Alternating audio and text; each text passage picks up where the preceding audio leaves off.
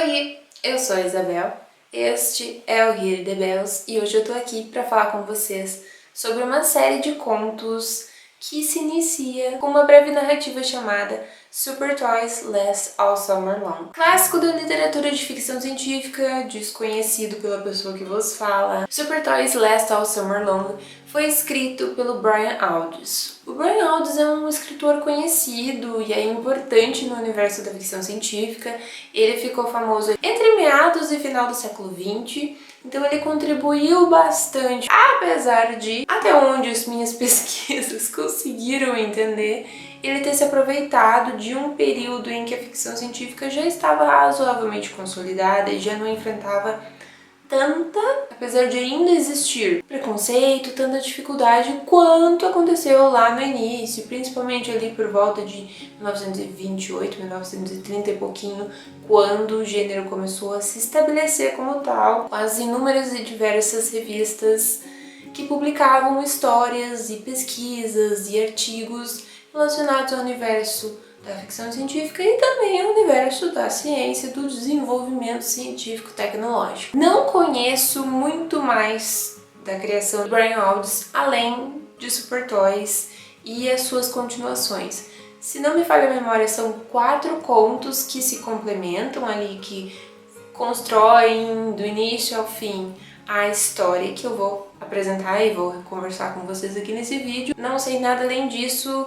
Inclusive, não estou considerando essa história como um livro específico porque o livro Super Brinquedos Duram o Verão Todo é uma coletânea de contos que vai além destes contos que eu vou tratar para vocês nesse vídeo. E eu sei que essa é uma introdução confusa, mas o que não é confuso aqui no canal, então seguimos.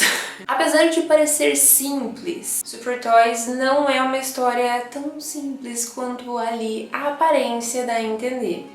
Essa é uma história complexa, profunda, que pincela diversos temas e que trabalha diversos assuntos e que, se não critica, pelo menos questiona e reflete diversos elementos que, se ainda não estamos vivendo, viveremos em algum momento na nossa vida enquanto humanidade. Porque se todos os livros de ficção científica e distopia que a gente já viu sendo publicados aí ao longo da história humana puderam nos ensinar alguma coisa, é que, de um jeito ou de outro, as coisas vão dar errado. Mas então a gente tem aqui um personagem principal que é o David. O David, ele é uma criança de ali aproximadamente 6, 5 anos que sente dificuldades de se relacionar com a mãe.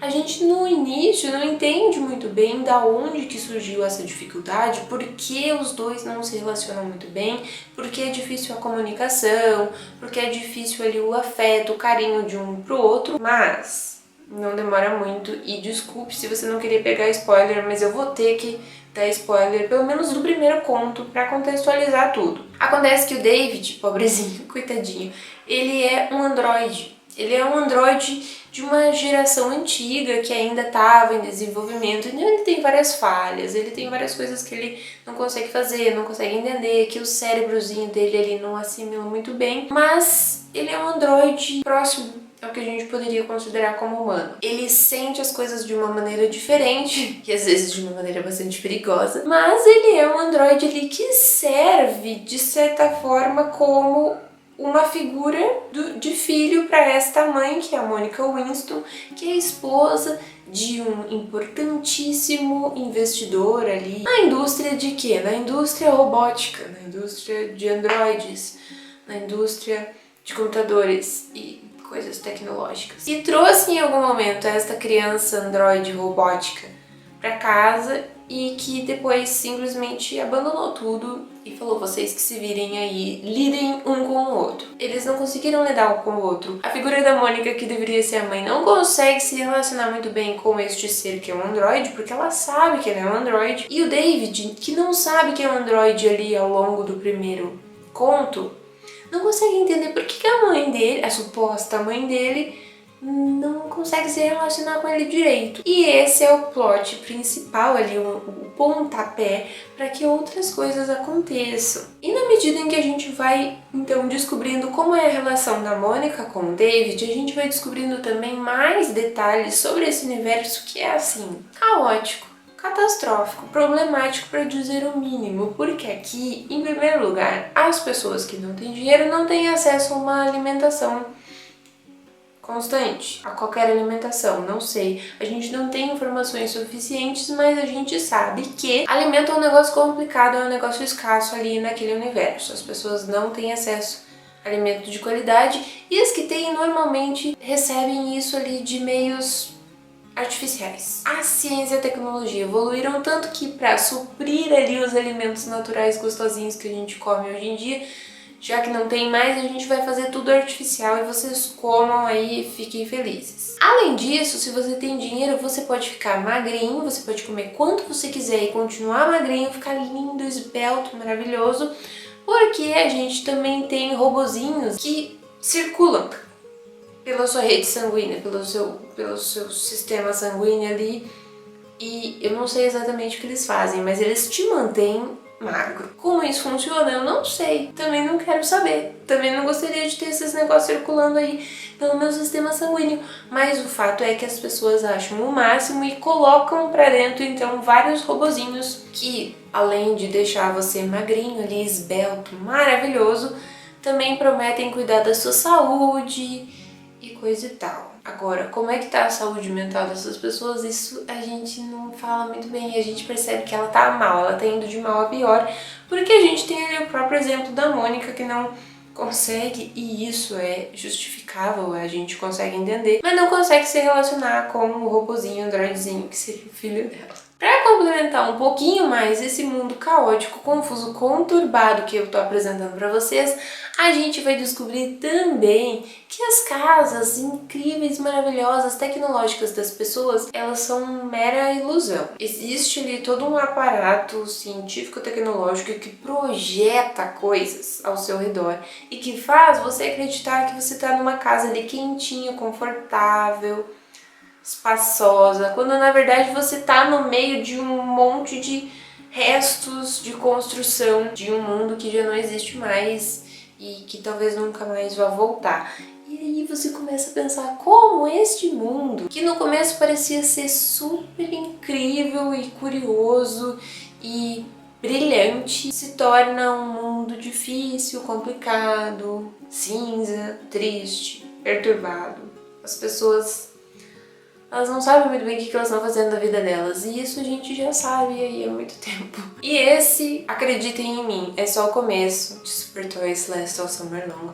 Porque em 4 ou 3 contos, o Brian consegue trabalhar uma série infinita de assuntos, de temáticas, de reflexões, de questionamentos, de possíveis críticas. Ou como alguns gostariam de dizer, de previsões sobre o que aconteceria com o futuro da humanidade. Não gosto muito da palavra previsão, porque parece que você teve acesso ali a alguma coisa sobrenatural. O que os nossos queridos escritores de ficção científica faziam é observar as tendências, os possíveis caminhos, onde os caminhos que a gente já estava trilhando poderiam desembocar e falar, ó, a coisa pode terminar assim. Pode ser que não termine, mas se terminar assim vocês não vão gostar. E realmente, as pessoas não gostavam muito do que acontecia ali. E no final muita gente terminou de uma maneira não tão legal, mas é pra isso que a gente tem essas histórias, é pra isso que a gente tem esses livros. Como talvez você tenha percebido, eu comentei diversas vezes o nome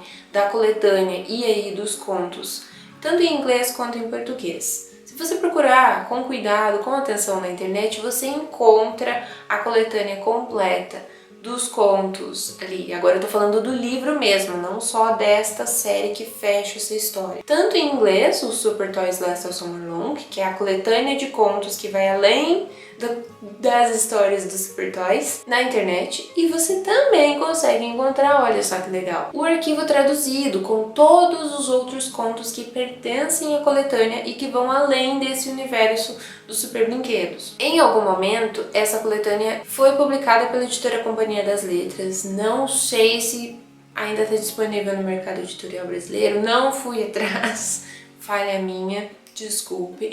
Mas o fato é que, se você pesquisar um pouquinho, se você for um pouquinho a fundo, você encontra as duas versões, em inglês e português. O que é muito bom, porque às vezes a gente quer ir ler e conhecer um pouquinho mais desse universo da ficção científica e não sabe muito bem como chegar lá. Mas se você gostou desse vídeo, não se esquece de clicar no gostei aqui embaixo e também já coloca aí nos comentários se você já leu Super Brinquedos Duram o Verão Todo. Se você já tinha ouvido falar desta série de contos, se você já tinha ouvido falar do Brian Aldiss, ou se você é como eu, que nunca tinha ouvido falar no escritor. Vamos conversar um pouquinho mais e trocar figurinhas nas caixinhas de comentários e a gente se vê no próximo vídeo.